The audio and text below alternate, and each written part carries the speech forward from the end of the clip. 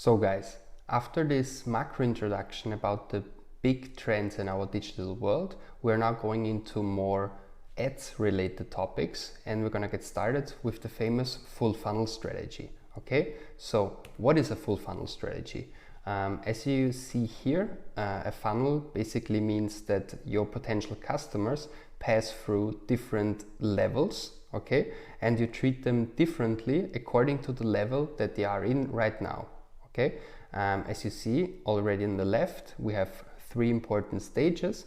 We have the branding stage, we have the direct response stage, and we have the retargeting stage. Okay, and the middle one, the direct response one, it is highlighted in blue because from my experience, many advertisers only focus on this area without even touching the other areas, even though they're the ones that make the big difference. Okay, this direct response level, where you communicate usually the positive aspects of your product or service, that's the standard one, where you can see a typical Facebook ad with a new watch or with new sunglasses, and people would just recommend, and the advertiser would just say, that's my product, it looks nice, purchase now. Okay, and sometimes on this level, even though they're attracting completely new people, they already give away discounts.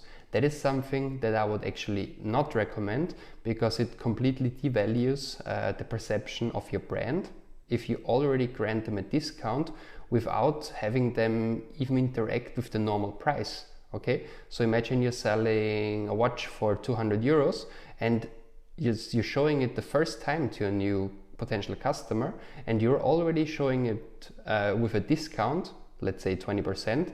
So this person would never believe that the actual value is 200 euros, but they would believe that the actual value is 160 euros. So 200 minus the 20%. Therefore, I would truly not recommend to work with discounts on the direct response or product level. Okay. However, I would definitely recommend to work with discounts when it comes to retargeting, because they really make the difference in the conversion rate. But this is of course something that you have to test, and you see if, for example, a discount of 20% brings you more than 20% of additional sales. That is something that you have to test.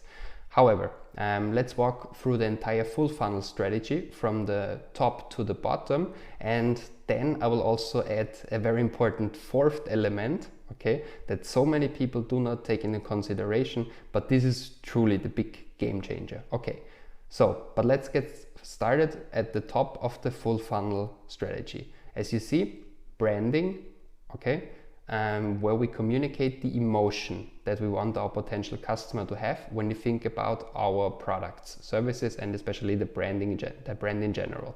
How would we do that? Well, for example, we could show a very nice Instagram story, because on Instagram stories, the cost per mil, so to reach 1,000 people, currently is the lowest. Okay, so that's important for you to note, that in Instagram stories you can reach 1,000 people at a very low price, and it's very visual, very fast moving, very engaging placement. Therefore, I strongly recommend to do your branding exercise. For example, I mean, it depends on your target, but if your target is on Instagram, then you should definitely do the branding video on Instagram stories, less than 15 seconds, dimension 16:9, okay? And here you communicate what the potential customer should perceive, should think of when they see your brand, okay? And then only to those people that have watched at least 75% of this branding video, okay, you show them a direct response ad, for example, the Facebook mobile newsfeed. Here, you can show them, for example, a carousel ad or a collection ad when we are in e-commerce. Okay, that works very, very nice. I'm gonna talk a lot about that in week 3, how to create collection ads, how to create canvas ads. Okay, but just the thinking is important. A person walks through all 3 steps of the funnel. Okay, first the person sees the Instagram story. Okay, and if the person has watched more than 75%, I create a custom audience based on people who have viewed at least 75% of this video. Okay, to those people, I show my direct response ad, a carousel on Facebook mobile newsfeed, for example. And then if those people come to my websites and they already purchase, well, wonderful, okay? But what if they don't purchase? What if they just view a specific content, they add a product to the shopping cart, but they then do not purchase? Well, to those people and only to those people, I show a retargeting ad, okay, with a discount. Here, for example, I could work with dynamic product ads, which are derived from our product catalog, okay, and therefore are super relevant. That's also going to be a big topic in week 3. But just in general, imagine that you have person A and person B and you're selling watches. Person A takes a look at a black watch and person B takes a look at a white watch.